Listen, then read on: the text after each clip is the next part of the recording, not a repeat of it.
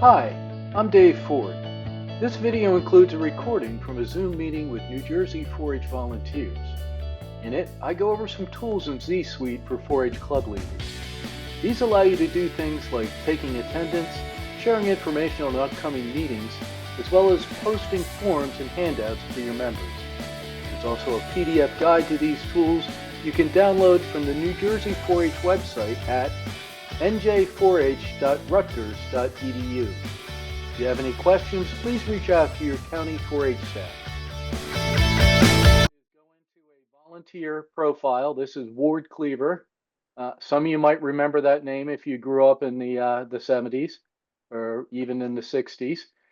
You'll notice like all adult profiles require a PIN to access it. That's so kids don't get into their program.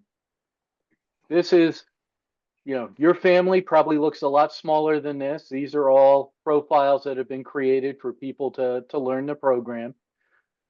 People insert all sorts of names from their imaginations or fictional accounts. But what you'll see over here in the navigation menu are the clubs that you're aligned with. So tonight we're going to look at a club called Gregarious Goats. And when I click that arrow, you get to see all the controls associated with that club. So you should see all these different choices, menu choices, when you open your club.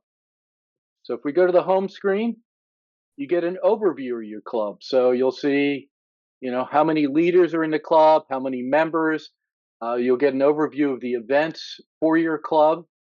And then you scroll down, you'll see the volunteers that are in your club, their enrollment status, as well as your members.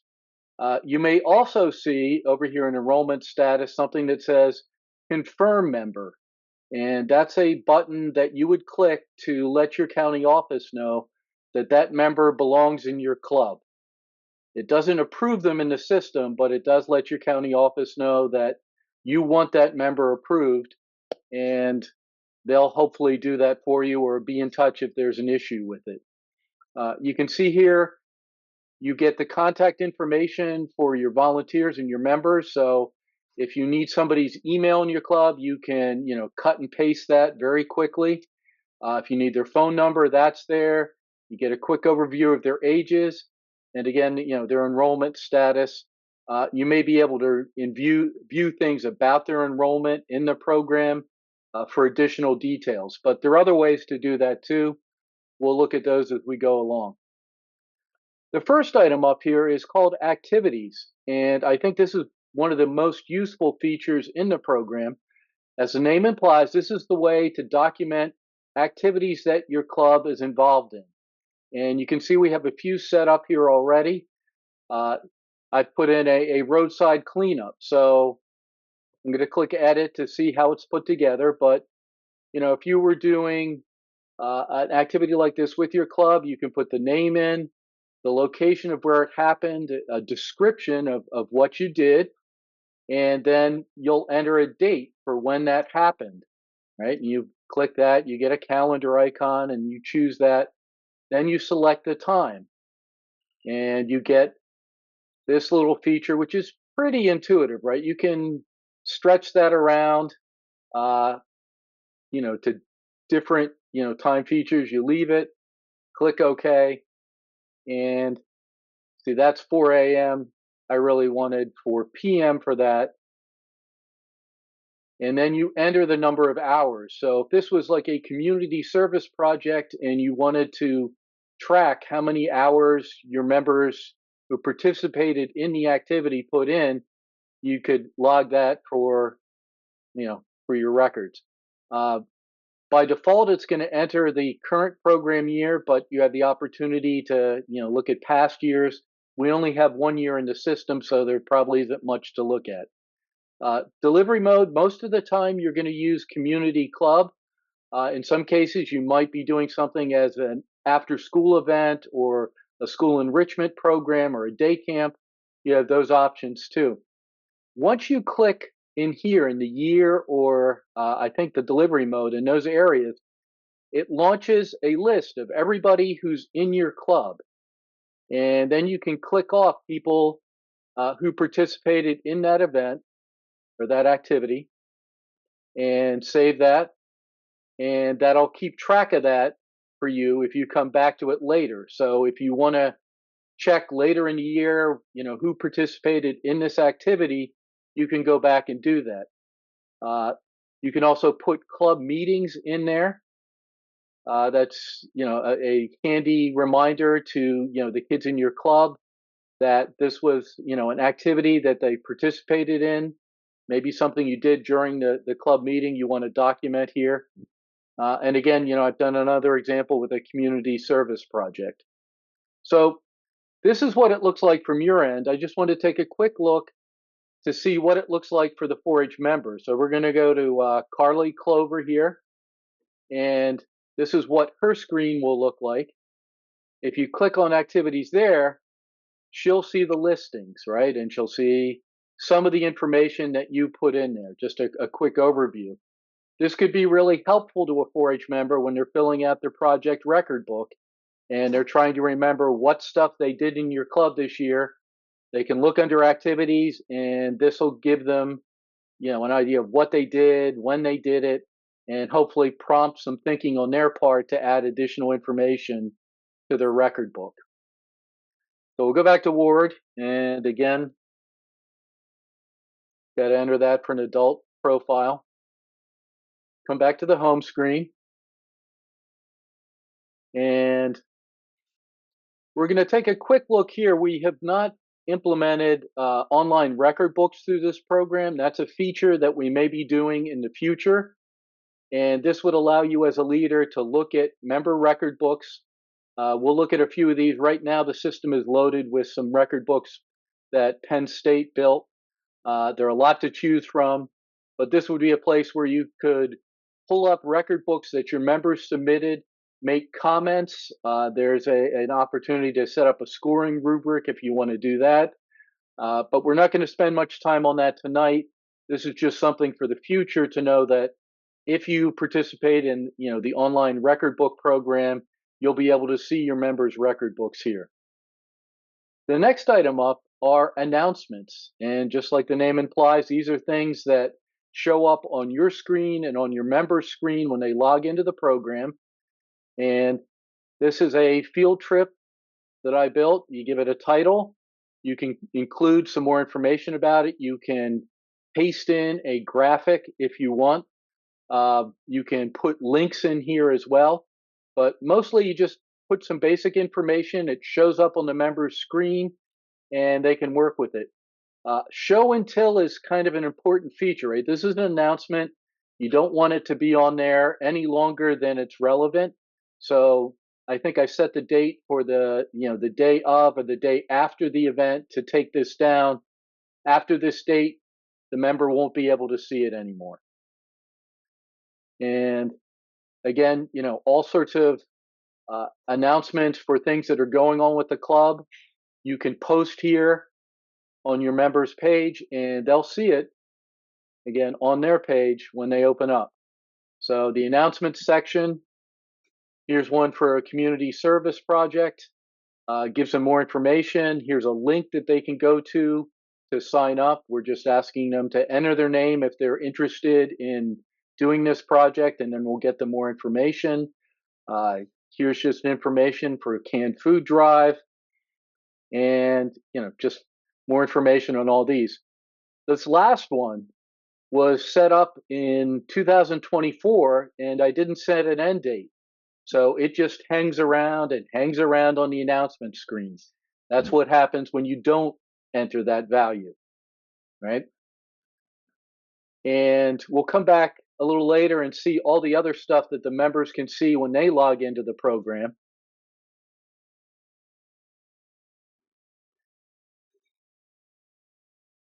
And again, back with the gregarious goats, that was announcements. Reports, you can play around with that. There are a lot of options here, but I think really the most useful ones are probably going to be member directory. And that gives you just some basic information on your club members, including their email, their household email, which we consider their primary email. and their enrollment status and their phone numbers. And you can download that in its, what you see form is sort of a PDF form, I think. And then you can export it to an Excel file that you can bring into Excel or Numbers if you're using a Mac, or the programs that handle that file format. You can also get member details. That's where you're going to get even more information on the member. So a lot of the stuff that they enter during their enrollment, including things like household information, birthdays, parent information, uh, you know all that stuff that you're seeing there is available for download. If you don't want all this information, you can click Fields, and then you can select just the information that you want. Okay. And first name, maybe you just want their email, household email, if that's different, state, street. If I was doing something like a mailing labels or something, I could do that, and then it shortens the amount of information you see, and you can download that. Um, it's generally easier to work with it once you bring it into a program like Excel. So you would click Export, say to Excel, and then you would be able to open it in that other software. So again, there's a lot of choices here. You can play around with this, but mostly you can get contact information for your volunteers. There may be more stuff you can do here once we start using Zsuite more for events. But for right now, those are the best options. The next two options are for sharing documents. Now, the first one are club documents, and these are things that you can share with your 4-H office. And these are things that they can put in for your club, or that you can share with them. So I've put in things like the club charter. That's something the office would put in for you. Your latest bylaws. This is something that you might want to upload for your county office, and this way they have a copy on file of your bylaws should that come up. If you maintain a bank account or a treasury for your 4-H club, some counties allow this, some counties handle it differently. You may have things like a group exemption number from Rutgers that you would want to have here in case you need to prove your nonprofit status to a donor. You might have an EIN letter that the bank needs to see for your bank account, your treasury review, and maybe just your calendar of what you're doing for the year. So you can upload documents. The office can see these, and go back and forth. Any critical stuff about your club, this is a good place to keep it so you can find it the next time you're looking for it. The next feature are shared files, and these are things that you can share with your members. It shows up on their homepage when they log in. So you might want to put your record book up there right now. While we're still doing PDF record books, this is a good place for them to find it. I mentioned that field trip. I put in a map that the members could download of the museum, and then I put event permission forms here that they could also download. So this is stuff that they would see on their site that they could access. So anything, you might, if you were doing a fundraiser and you had forms that you gave to the members at the meeting, but you're not sure that form made it home to their parents, you could put it on here, and then the parents can access it from their Zsuite account. The templates account, these are things that you may have use for. The record books. Okay, so right now these are in test. This just shows you the record books that Penn State developed that you would be able to download, and they do a really nice record book. We may adopt some things from their example, but you would be able to download.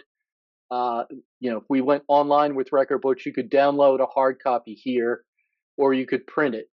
The way it will work with the record books when we bring them online is that the members would work on them online, enter the information, then it gets formatted into this record book format that can then be downloaded as a PDF or printed out. So this is kind of a preview of coming attractions. You can also get waivers here, and this could be handy if you're kind of caught up and you didn't get a chance to download forms from the state website. You can download these forms here. This is the same language that we use in the forms that you get from the Rutgers website. You would be able to download these in a pinch, have the member sign it, have the parents sign it, and then you've got a copy on hand if you need it. And there are things here for adult release of liability, parent permission forms.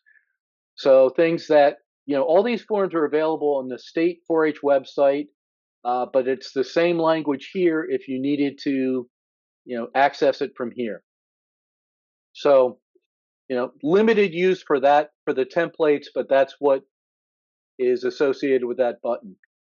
Now for events. Okay, this is another youthful feature, I think.